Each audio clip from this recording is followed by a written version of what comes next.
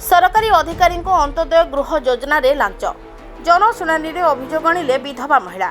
ढेंकानाल जिला अंतर्गत हिंदोल उपखंड रे 8 जून 2026 रे जन अभियोग शुणानी कार्यक्रम अनुष्ठित हो जाइछि। जिला उन्नयन अधिकारी दीप्ति रंजन सेठी अध्यक्षतार विभिन्न प्रांतरू आसिथिबा लोकमानकर दरखास्त को पंजीकरण कराई समस्त अभियोग को ग्रहण करथिले। उक्त जनशुणानी कार्यक्रम रे जड़े विधवा असहाय महिला संगीन अभियोग आनिछंती।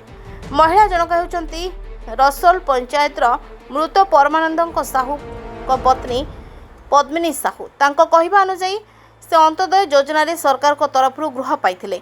योजना रे आसीथिबा प्रथम किस्ती 40,000 एवं द्वितीय किस्तीर 65,000 रु प्रत्येक थर 10,000 लेखाएं समुदाय 20,000 तांको ठरू लांच नेचंती। एही अभियोग को सुनी उपजिलापाल तुरंत एहार दृढ़ कार्यानुष्ठान नेबा को प्रतिश्रुति देथिले। एथिसहित उक्त जनशुणानी कार्यक्रम अनुष्ठित 74टी अभियोग पंजीकरण होइतिला। सेथिमध्यरु 57टी ग्राम समस्या और 10टी स्कूल समस्यार अभियोग आस्तिला।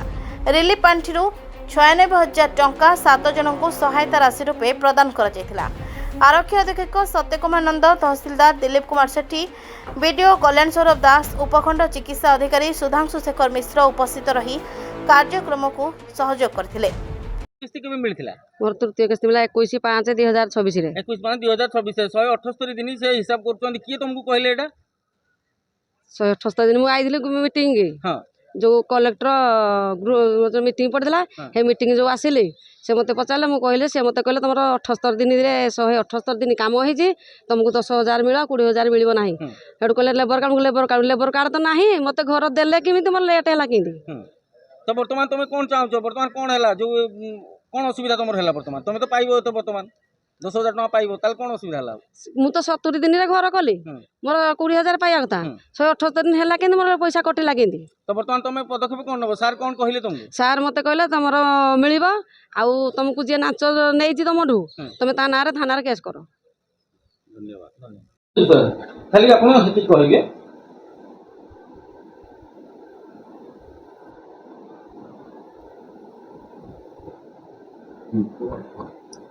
मैडम नमस्कार। बर्तमान नंबर जो गोटे अभियोग आसी पद्मिनी साहू वार्ड नंबर 14 रासोल ग्राम पंचायत अंत्योदय गृह योजना रे तांकर पैसा पाइबारे विलंब होइछि। कोन वर्तमान तांकर स्टेटस कोन अछि?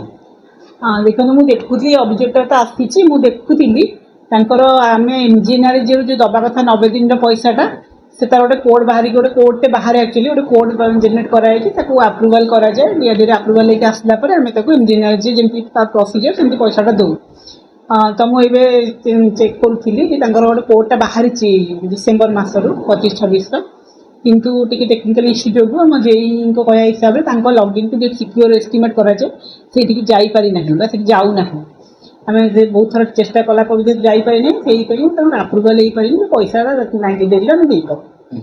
एबे वर्तमान जेहेतु से गत वर्ष तांकर कोड बाहर थिला से कोड टाको हमें डिलीट करके पुनी नुआ कोड दबु तांको नुआ कोड देई कि हम चेष्टा करू जे शीघ्र संभव अप्रूवल दिया डेट आसे आनी कि तांको पैसाटा मासे जन्मास भीतर निर्दिष्ट जेमति रे तांको पूरा पैसा 90 दिन पैसा देई व्यवस्था मतलब आउ जे जिंस वाला जे तांकर से अभियोग आनछंती जे 70 दिन भीतर से काम करछंती 90 दिन पर दिन 178 दिन तांकर काम आछि बोली रेकॉर्ड आछि।